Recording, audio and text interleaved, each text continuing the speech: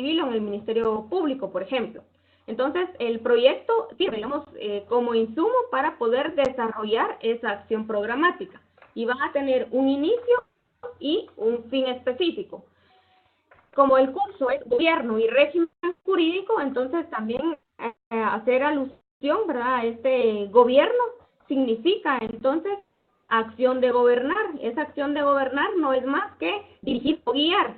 Por tanto, entonces, ¿quién hace gobierno? Hace gobierno quien dirige. ¿Y quién dirige? Pues van a dirigir, en principio, ¿verdad?, los presidentes de los 3 organismos del Estado y por consiguiente, entonces vamos a tener un bolsón al que le vamos a poder denominar alta gerencia, ¿verdad?, del Estado, donde vamos a tener diferentes niveles jerárquicos, eso lo habíamos hablado, ¿verdad?, principalmente iniciando desde estas 13 presidencias de los organismos y consecutivamente con quienes dirigen cada una de las instituciones que conforman la administración pública.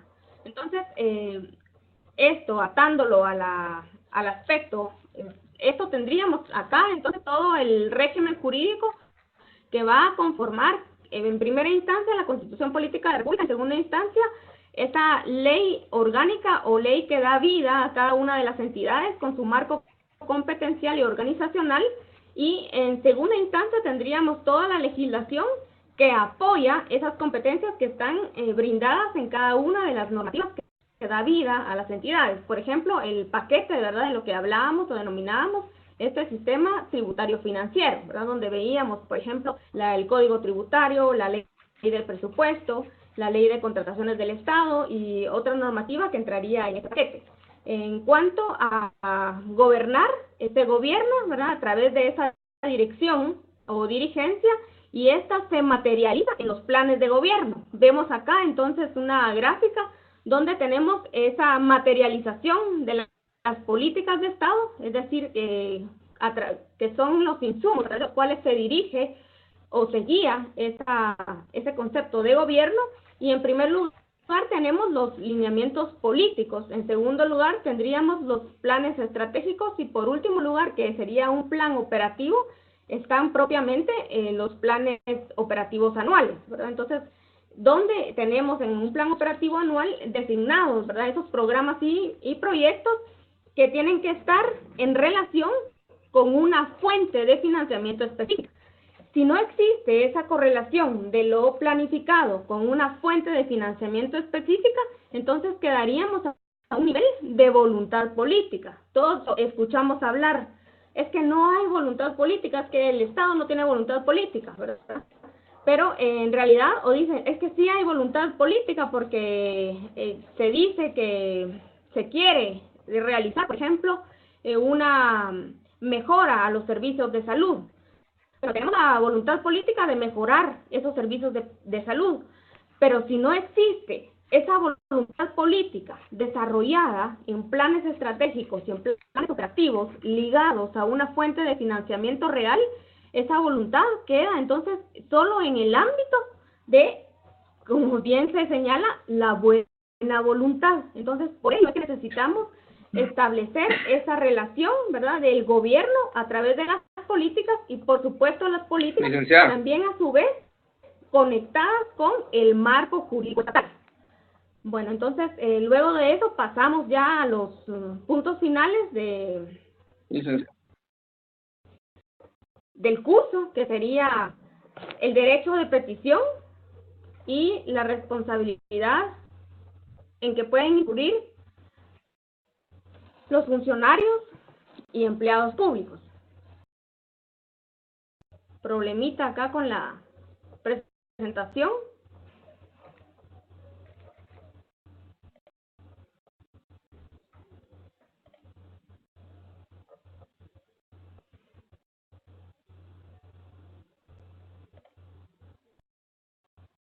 Muy bien.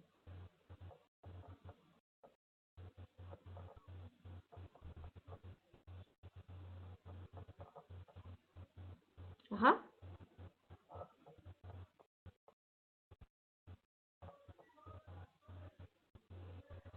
Las opciones, tengo chat.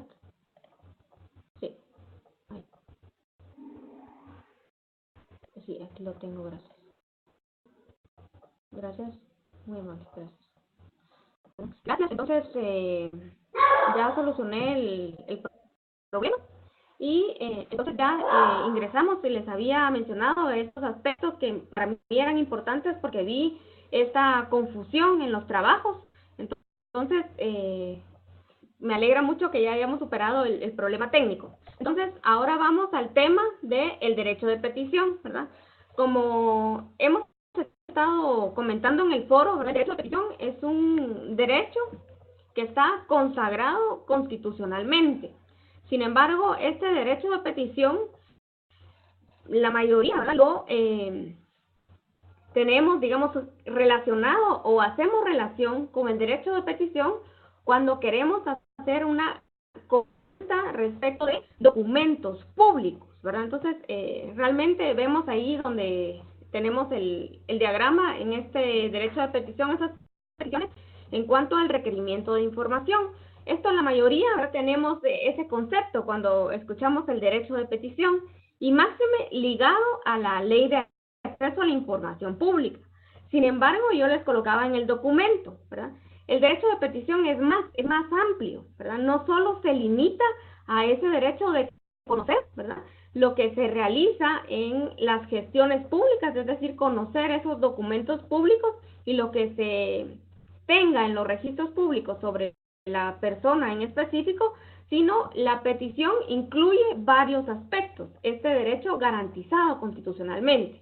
Entonces, en principio podemos hablar, ¿verdad?, que ese derecho de petición incluye esa intervención de las autoridades, ¿verdad? Esa intervención de las autoridades para, por ejemplo, el reconocimiento de derechos, ¿verdad? Si hablamos de un reconocimiento de derechos, podríamos hablar, ¿verdad?, de ese reconocimiento de la personalidad y de la personalidad jurídica, por ejemplo. Otro reconocimiento de derechos podría ser en cuanto, por ejemplo, a derechos hereditarios. Si hay una persona que fallece y no deja, digamos, no deja, digamos, su última voluntad escrita o dada a través de el testamento, por ejemplo. Entonces se necesita, digamos, ese reconocimiento, por ejemplo, de los herederos. Entonces, existen esta intervención de la autoridad en cuanto a ese reconocimiento de derechos y por otro lado, también, ¿verdad?, la intervención de la autoridad para que resuelva situaciones jurídicas, ¿verdad? Entonces, en este caso de resolver situaciones jurídicas, se habla, por ejemplo, de quejas, ¿verdad? Toda persona que gestiona dentro de la administración pública puede, digamos, quejarse de ese servicio brindado. En casi todas las instituciones públicas vemos, ¿verdad?, algunos dispositivos para captar esas quejas que esos usuarios del servicio puedan generar respecto de cómo se les ha brindado ese servicio de manera institucional o de manera personal por ese servidor o trabajador público. Por otro lado, dentro de la resolución de situaciones jurídicas, entraría toda la parte que este es un marco, digamos, también entra dentro del marco jurídico de la administración pública, esa resolución de situaciones jurídicas a un nivel de denuncia, por ejemplo, ¿verdad? Entonces, cuando hablamos de denuncia, por ejemplo, entonces estamos poniendo en información de la autoridad un hecho que puede tener, en este caso, por ejemplo, relevancia delictiva. Entonces, se coloca esa denuncia a través de las instituciones competentes, que podría ser el Ministerio Público, la Policía Nacional Civil, el organismo judicial o la Procuraduría de Derechos Humanos o la Procuraduría General. Por otro lado, no solo, digamos, sería las quejas y las denuncias, sino el caso de las demandas que entraría en el ámbito del derecho civil. Entonces, acá, digamos, el derecho de petición, como decía, se nos amplía, ¿verdad? Y cada uno de estos elementos que integran entonces ese derecho de petición va a ser absorbido de acuerdo a esa clasificación por un marco jurídico diferente o específico para cada una de las necesidades o petición que realiza el ciudadano al Estado. Es decir, cuando hacemos uso de ese derecho de petición, Lo que estamos solicitando es esa acción del Estado, la intervención del Estado para dar esa solución a cualquiera de estos aspectos. Como mencionaba, puede ser reconocimiento de derechos, puede ser resolución de alguna situación jurídica. En el caso de la información específicamente, pueden ser estos requerimientos de información que está consagrado específicamente en el artículo 28 constitucional, ese derecho de petición, y desarrollado en este de requerimiento de información en el artículo 30 y 31, por ejemplo. Entonces, en este requerimiento de información, que es el que la mayoría en el foro ha hecho referencia, podemos a su vez también, ¿verdad?, tener esa solicitud, por ejemplo, en cuanto a consultas propiamente de documentos, consultas de base de datos o pedir o requerir alguna copia de algún documento, todo esto ampliado a través de la ley de acceso a la información. Por otro lado, también el derecho de petición, ¿verdad?, contiene esta petición respecto de servicios, ¿verdad? Si necesitamos como población algún servicio en específico, pues hacemos nuestra petición para que ese servicio llegue a nuestra comunidad o a nuestra área, ¿verdad?, de residencia. Por otro lado, tenemos también las peticiones con respecto a la respuesta a consultas. Esto, por ejemplo, ¿verdad?, pudiese acomodarse, por ejemplo, a una, podríamos poner esto como ejemplo, pero esto hay varios, ¿verdad? Pero podríamos hacer una consulta, por ejemplo, a la administración tributaria, ¿verdad?, respecto de nuestra solvencia en cuanto a ese pago de tributos al que hemos estado afectos. Entonces, esta podría ser, digamos, uno de los ejemplos que entrarían en este ámbito de la respuesta a consulta. Bueno, entonces, este derecho de petición también lo vemos desarrollado en la ley de lo contencioso administrativo, ¿verdad?, ese derecho de petición. Y esta ley de lo contencioso administrativo nos amplía, digamos, esa competencia para estas entidades del Estado de dar esa respuesta a la solicitud planteada por el ciudadano. Es decir, el ciudadano tiene un derecho constitucional de realizar peticiones, es decir, solicitar la intervención del Estado por cualquiera de esos ámbitos que ya hemos desarrollado.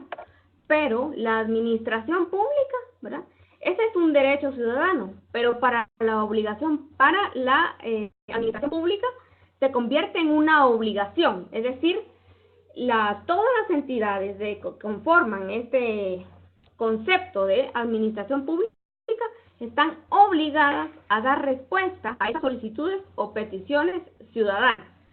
Por ahí veíamos en el artículo constitucional que las solicitudes deben ser resueltas en un plazo o un término de 30 días. Sin embargo, eso lo tenemos que relacionar con lo que nos señala la ley de lo contencioso administrativo. En este caso vemos en pantalla lo que señala el artículo 1, ¿verdad? Y esos 30 días, esto es lo que quisiera llamar su atención, ya se establece que esos 30 días son contados a partir de la fecha en que se concluye con el procedimiento administrativo. Y aquí es donde quiero llamar su atención. Es decir, no son 30 días per se desde esa solicitud que se hace al Estado, sino esos 30 días son contados a partir de que se finaliza el procedimiento administrativo para dar respuesta a esa petición. Y acá, pues, esto es lo que, pues, lamentablemente, ¿verdad?, eso es lo perverso del sistema. Y eso es lo que quería, ¿verdad?, llegar a este punto específico, porque vemos casos, por ejemplo, en el ICS, donde la resolución o la respuesta a esa solicitud, por ejemplo, puede ser de esa pensión por invalidez.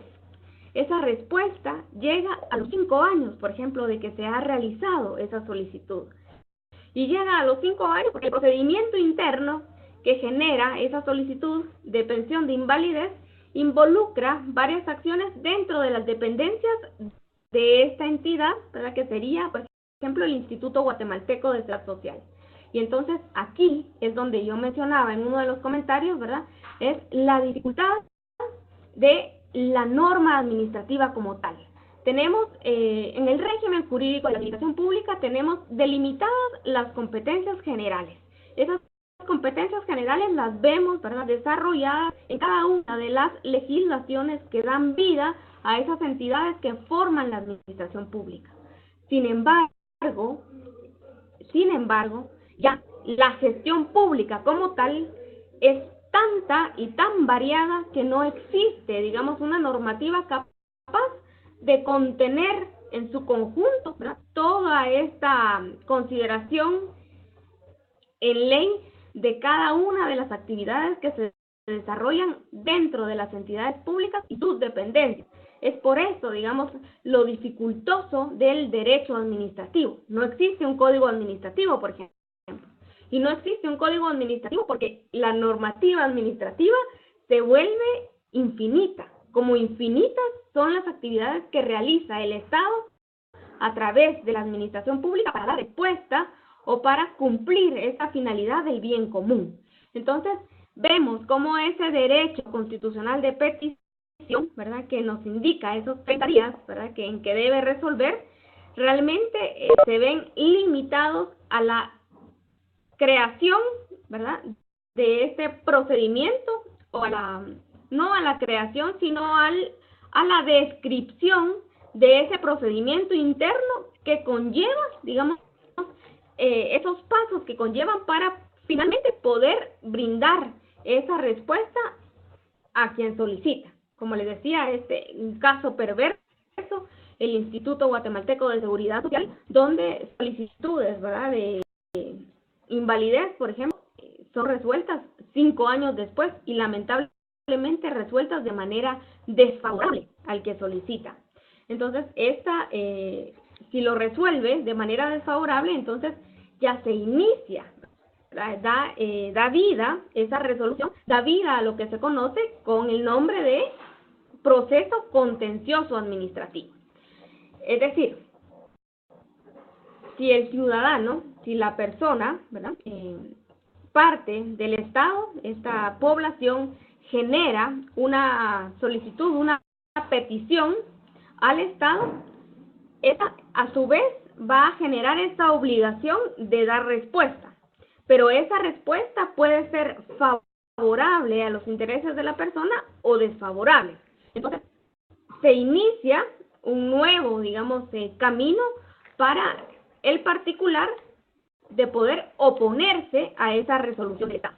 Esa oposición a esas resoluciones del Estado primeramente se dan en un aspecto o fase recursiva.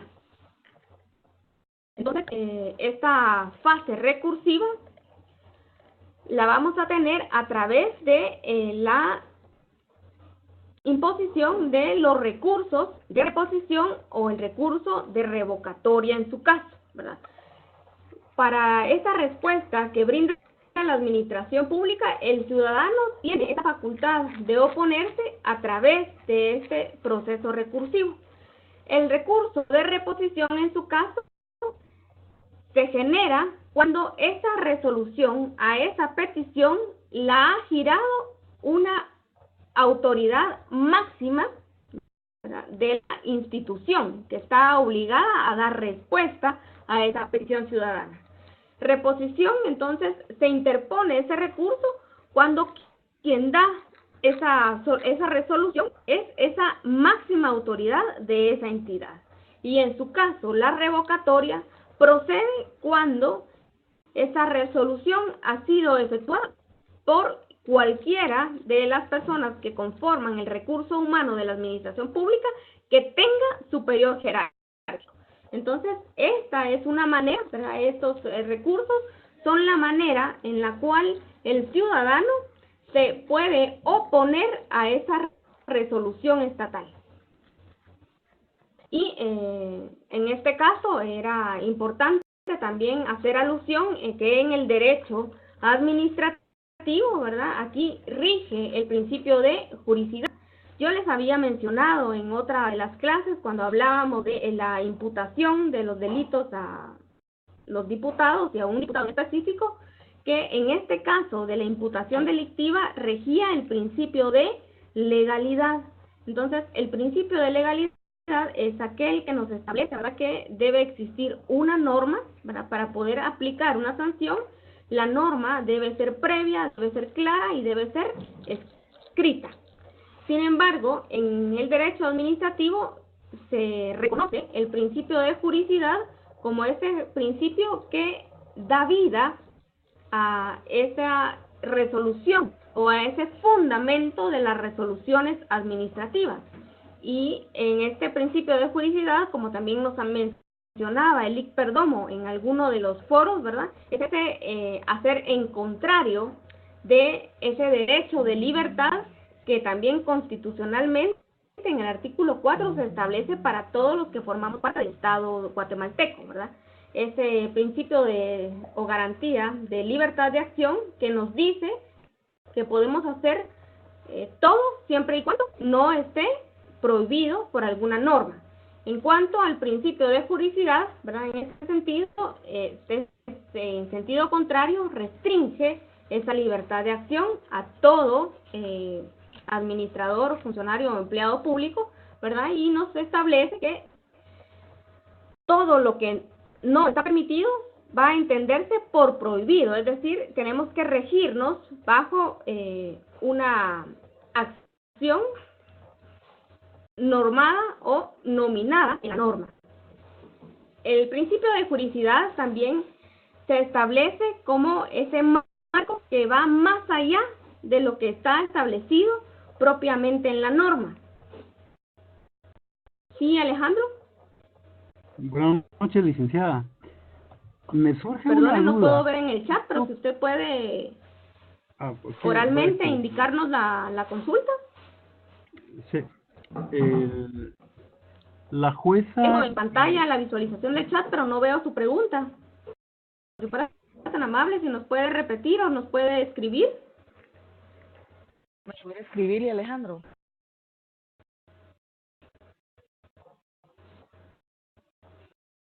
Sí, perdone, no, fíjese, no tengo audio, no le escucho. Si fuera tan amable, si me lo puede escribir en el chat. Perdone la molestia.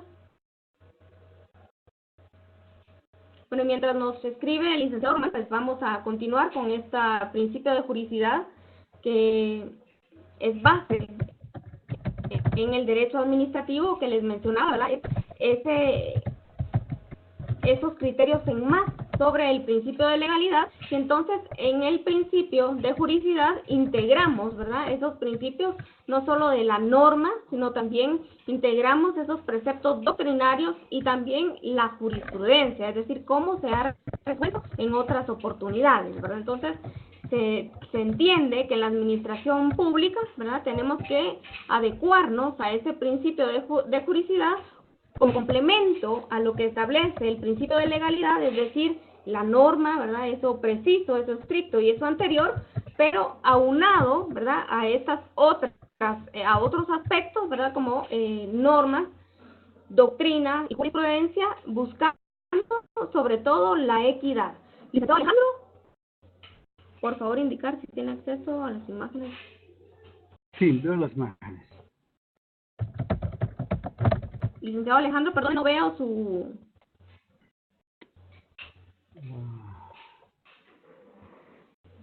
No lo veo en el chat, perdone, tampoco lo veo por escrito.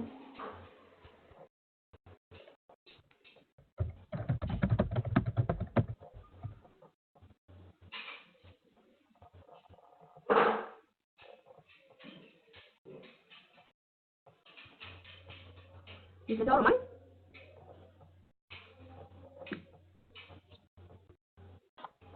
Axel, buenas noches. Muy bien, gracias, te agradezco. Buenas noches. Tampoco lo veo por escrito, no sé si hay alguna consulta, pero en el chat no veo Perdón, ¿me puede participaciones escuchar tampoco ahora? y no tengo acceso al sonido. Alejandro, hay un chat que dice todos. Ahí te podemos ver todos. No terminamos. Licenciada Karina, mucho gusto de saludarla, la veo en pantalla, Sí, pero no le licenciada, y escucho. arriba todos.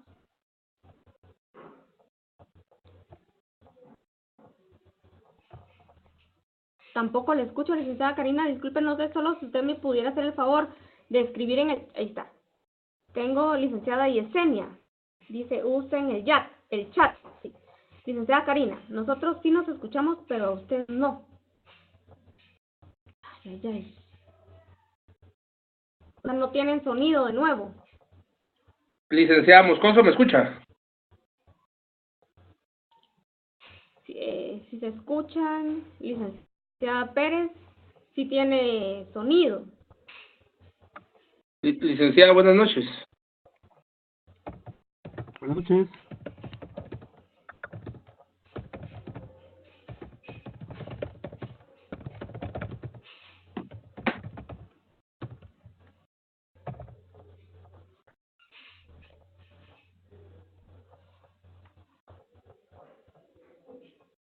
Licenciada Isabel, sí me escucha, dice. Sí, yo no los escucho, licenciada Yesenia, sí les corroboro que no los escucho. Entonces, si fueran tan amables, lo que sí puedo es leer el chat. Ahí está, licenciado Alejandro. Sí, es lo que le decía, ¿verdad? Necesito, por favor, como no lo escucho, que me pueda escribir, porque no le escucho, entonces que me escriba al chat, por favor.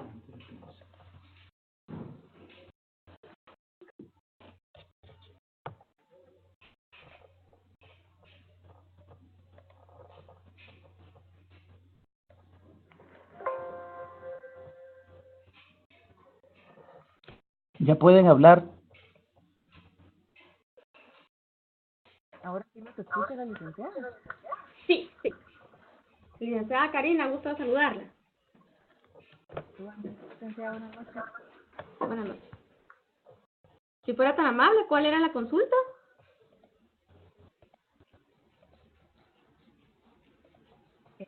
Pues más era relacionado a los casos que usted mencionaba, ¿verdad? Que en el caso del IX, específicamente, por lo menos los de invalidez, aunque sean 5 años, se resuelven, pero en el caso de convivientes, de jubilados que se pierden en el camino, que nunca se les da una solución, y muchas veces son personas de escasos recursos. Más es por personas que no han sido casadas, pero que han convivido por mucho tiempo. El IC ya muchas veces ni siquiera le da trámite, ¿verdad? Pues más por eso. Y los plazos, ¿verdad? Que marcan en la ley de acceso a la información. Yo creo que es mucho tiempo, ¿verdad? Porque hay instituciones que dan tiempos más cortos para poder entregar la información. No está muy generalizado, ¿verdad? Depende de qué institución, así debería de ser el plazo, ¿verdad? Porque es mucho tiempo, considero yo. Sí, muy amable. Bueno, en cuanto a la cuestión del IX, ¿verdad? Eso sí les había mencionado, ¿verdad? Mi criterio, esto aquí es donde podemos ver, digamos, esa perversidad en cuanto a la normativa, ¿verdad? Porque constitucionalmente se nos brinda ese derecho y se nos establece un plazo. Sin embargo, la ley de la contencioso administrativo pues establece que ese plazo está supeditado, ¿verdad? A procedimientos internos. Y vemos instituciones, ¿verdad? Como el Instituto Guatemalteco de Seguridad Social, donde pues son exagerados esos trámites, ¿verdad? Internos para poder y llegar al fin y poder decir, bueno, entonces ahora sí está en estado de resolver. Entonces, ese estado de resolver puede tardar años, ¿verdad? Puede tardar años. Entonces, digamos, es el gran problema en cuanto al servicio público, porque entonces menciono, ¿verdad?, esa perversidad de ese procedimiento administrativo impidiendo que exista, digamos, esa eficiencia en el resultado que requiere esa persona. Por ejemplo, en las pensiones, ¿verdad? En las pensiones por vejez, por ejemplo. Las personas, ¿verdad?, han trabajado durante toda su vida en la institución pública y realizan su gestión para el pago de una pensión por vejez y literalmente realizan la solicitud y cuando les da respuesta el Estado, esas personas lamentablemente ya han fallecido. Entonces, esto es, ¿verdad? Esa es parte de esa perversidad del sistema. Por otro lado, lo que mencionaba la licenciada Karina respecto a esos plazos en que la ley de acceso a la información realiza, digamos, u obliga a las entidades estatales a dar respuesta a estas solicitudes específicas en cuanto al requerimiento de información, que es uno de los aspectos que cubre el derecho de petición. Pero aquí en este sentido sí quiero aclarar, ¿verdad? Esos plazos que establece son plazos máximos, es decir, si una institución puede dar esa información en menos de 10 días, pues, ¿verdad? Si lo puede dar al día siguiente, lo brinda, ¿verdad? Pero tiene un plazo máximo. Por supuesto que en la mayoría de las instituciones, pues, ¿verdad?, toman ese plazo máximo y todavía solicitan esa extensión, ¿verdad?, del plazo, que también está en ley. Ahora tengo algunas consultas, vamos a ver. Menciona el licenciado Alejandro el caso de Melgar Padilla, dice. Solo que quisiera tal vez un poquito ampliar, digamos, cuál es esa visión en contra que usted tiene respecto a este caso de Melgar Padilla. Por otro lado, la licenciada Isabel menciona, ese problema también aplica a las jubilaciones. Por supuesto, por supuesto. El problema, ¿verdad?, de la resolución de esas peticiones al Estado, la verdad es que hay instituciones muy buenas, muy ágiles, ¿verdad? Hay mucha eficiencia en algunas. Lamentablemente, la ineficiencia está casi ligada a esos aspectos básicos, esos servicios básicos, y por lo tanto por eso es que se endurece tanto, ¿verdad? Y esa percepción ciudadana de la ineficiencia del aparato estatal, porque de repente las que sí son eficientes no son servicios básicos. Por lo tanto, entonces, la eficiencia debe de darse en esos servicios básicos, por ejemplo, de la seguridad social o de salud, que lamentablemente es donde tenemos esos mayores problemas en cuanto a resolver estas solicitudes, y que van lógicamente ligadas a ese derecho constitucional de que nos habla ese artículo 28. Bueno, nos menciona el licenciado Ávila, ¿verdad? Como instituciones públicas no es posible realizar normas que se puedan aplicar en forma general, por supuesto, no es posible. ¿Verdad? No es posible generar normas que puedan ser, pues ese es el gran problema del derecho administrativo, ¿verdad? Ese es el administrativo, porque no podemos generalizar procedimientos, porque tenemos esta multidisciplinariedad y servicios que se prestan a través de las instituciones públicas. Entonces, no va a ser lo mismo, ¿verdad?, esas necesidades en los servicios de salud a, por ejemplo, las necesidades que se dan, digamos, en una administración que se encarga de recaudar tributos, por ejemplo. Aquí son plazos distintos, porque son necesidades diferentes. Por lo tanto, ese es el gran problema de la administración pública como tal. No podemos uniformar, ¿verdad?, esas acciones y también, ¿verdad?, ese es el problema, no podemos uniformar acciones ni podemos uniformar plazos. Por eso es que la ley de lo contencioso administrativo amplía ese derecho regulado en la Constitución Política de la República, lo amplía y lo ya de manera específica lo señala, ¿verdad?, cuando esté en estado de resolver. Y ese estado de resolver es, cada institución va a tener ese procedimiento interno que le va a implicar esa resolución de esa solicitud en específico. Esto, digamos, es lo difícil del derecho administrativo. Pero también, digamos, para poder también ir concluyendo, empezamos tarde por los aspectos técnicos, pero yo comprendo que hay un horario. Entonces, para finalizar, entonces solo quisiera hablarles en cuanto a esas, luego de cuando se realiza una petición al Estado, ¿verdad?, les decía, es un derecho de ciudadano, pero es una obligación del Estado dar respuesta a esa petición. Cuando estas peticiones, ¿verdad?, no son contrarias al interés del ciudadano, este puede oponerse a lo resuelto por la administración pública, primeramente utilizando la fase recursiva, como mencionaba. El recurso de reposición, cuando esta resolución ha sido dada desde esta máxima autoridad de la institución, y el recurso de revocatoria cuando ha sido generada por cualquier otra persona, parte de la entidad, pero que tiene superior jerárquico. Pero esto puede ser, ¿verdad?, que esa resolución aún recursada no cumpla con esos intereses para los que fue realizada esa acción de petición.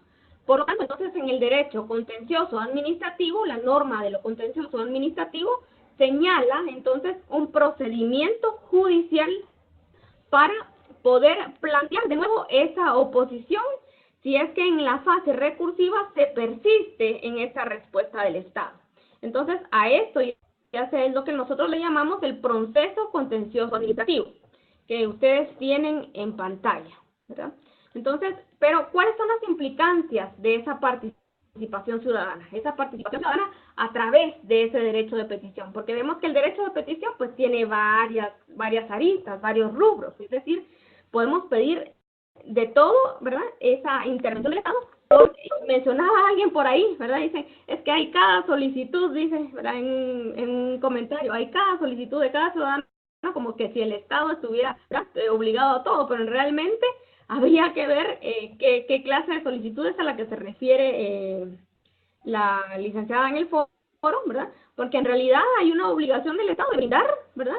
Es una lista, ¿verdad? Es un listado que viene desde la Constitución y está obligado a dar seguridad, justicia, educación, trabajo, en realidad, entonces casi no se escapa nada de esas obligaciones del Estado. Entonces, esa participación ciudadana, lógicamente, se traduce de manera activa a través del derecho de petición, ¿verdad? Porque es como la población, este sector poblacional, va a solicitar esa intervención estatal. Entonces, tenemos unas implicancias en cuanto a ese derecho de petición que materializa esa participación ciudadana en el proceso, como ven ahí, de gobernabilidad. Y ese proceso de gobernabilidad no es más que esa relación de equilibrio en cuanto a lo que se solicita por la ciudadanía y la respuesta que brinda el Estado. Es decir, esa participación de esas solicitudes de la sociedad y el resultado dado a través de todas las entidades de gobierno. Entonces, por un lado, ¿verdad?, garantiza la legitimidad política, es decir, si el Estado cumple, ¿verdad?, si el Estado cumple con brindar o dar solución a esos requerimientos a través del derecho de petición, por supuesto que va a tener ese gobierno un mayor respaldo ciudadano, ¿verdad? Y ese respaldo ciudadano es lo que se conoce como legitimidad política. Entonces, otro aspecto es que atiende necesidades reales de la población, ¿verdad? Porque si se está haciendo una solicitud ciudadana es porque hay una necesidad real que el Estado tiene que brindar solución. Y por otro lado, ¿verdad?, el derecho de petición, en el caso, por ejemplo, de esta solicitud y acceso a la información pública, pues hace posible o hace práctica el control y la fiscalización social. Bueno, vamos a ver, el problema también aplica a poblaciones. Zonas públicas, no sé, bueno, aquí ya te había respondido, había dado respuesta a esto. También la otra parte, ¿verdad?, era la responsabilidad de los funcionarios y empleados públicos, que eso lo vemos desde la norma constitucional. El artículo 155 constitucional establece, ¿verdad?, esas responsabilidades de los, aquí menciona, por ejemplo, y esto hago alusión nuevamente al caso del diputado que mencionábamos con el licenciado Perdomo, ¿verdad? Se establece esa responsabilidad y menciona que esa responsabilidad es por los dignatarios, funcionarios o trabajadores del Estado, ¿verdad? Entonces, la cuestión es que constitucionalmente sí establece esa diferencia, ¿verdad?, ese dignatario, funcionario o trabajador, pero lamentablemente la norma penal no alcanza, ¿verdad?, a hacer esa relación o hace taxativo esto que establece el artículo 55 constitucional. Entonces, desde la Constitución se establece una responsabilidad para los funcionarios y empleados públicos, ¿verdad? Una responsabilidad civil, por ejemplo, ¿verdad?, donde menciona que la prescripción o el término de la prescripción de estas responsabilidades civiles es de 20 años, y en el caso de la responsabilidad penal menciona que es el doble, ¿verdad?, en cuanto a el término o plazo para perseguir lo que establece el Código Penal para ese tipo de delitos. Es decir, en el caso de la responsabilidad penal, si el delito, por ejemplo, el delito de femicidio, ¿verdad?, si ese delito prescribe, digamos, 10 años después del hecho, para los funcionarios y empleados públicos, como es el doble, prescribiría en 20 años, pero eso va, digamos, es consecuente de lo que establece la normativa penal. La responsabilidad de funcionarios y empleados públicos, que desarrolla el artículo 155 constitucional también es objeto de un desarrollo en cuanto a la normativa de la Ley de Probidad y Responsabilidad de Funcionarios y Empleados Públicos. En este sentido, aquí señala, ¿verdad?, este tipo de responsabilidades. Esta no solo señala la responsabilidad y la responsabilidad penal, como en su caso lo desarrolla la Constitución Política de la República, sino a su vez, ¿verdad?, añade la responsabilidad administrativa, ¿verdad? Entonces, entendiéndose la responsabilidad civil como esa responsabilidad por daño, es decir, toda recae en aspectos patrimoniales, es decir, en el detrimento del patrimonio, y menciona los daños y menciona los perjuicios, que sería entonces eso líquido, esa ganancia líquida que se deja de percibir con ocasión de esa acción que genera ese daño. También se menciona, ¿verdad?, el aspecto penal, como les mencionaba, esto ya lo desarrolla, digamos, la normativa penal, que en este caso sería cuando se comete cualquiera de las acciones que están catalogadas dentro de las normas penales. En este caso, el desarrollo de la normativa penal se encuentra desglosada desde la normativa ordinaria, que esto es el Código Penal, leyes especiales, como en este caso yo les menciono en el desarrollo del texto, la Ley Anticorrupción, y leyes o normas penales especiales que se encuentran contenidas en normativa no penal, como en el caso, por ejemplo, de la Ley de a la Información Pública, donde existen, ¿verdad?, algunos artículos que sancionan cuando hay incumplimiento respecto de estas acciones a las que se obliga toda entidad y todo funcionario y empleado público respecto a resolver esa petición respecto de esa información pública. Y por otro lado, la responsabilidad administrativa, y esto ya para terminar por la hora, la responsabilidad administrativa que se subsume a ese incumplimiento de la normativa interna de cada institución, es decir, ese incumplimiento de las competencias, conductas que le son exigibles por esa relación de trabajo que existe entre el particular y esa dependencia del Estado. Bueno, yo les agradezco infinitamente, gracias por su tiempo, gracias por las preguntas, por favor, los foros, yo les agradezco infinitamente, estos han sido de mucho crecimiento, ¿verdad? Yo creo que personalmente, y espero que también hayan sido también para ustedes, ¿verdad? Porque hay muchos criterios, muchas consultas, mucha experiencia laboral, ¿verdad?, que se brinda a través de cada participación. Así es que les agradezco, espero esos trabajos finales como nota final, y estaré realizando esa tarea de ponderación para que en esta próxima semana puedan tener esa nota final. Yo agradezco mucho su participación y espero que en otra oportunidad poder servirles. Así es que muy agradecida, feliz noche. Buenas noches. Hasta luego. Licenciada. Feliz noche. Feliz noche. Buenas noches, licenciada.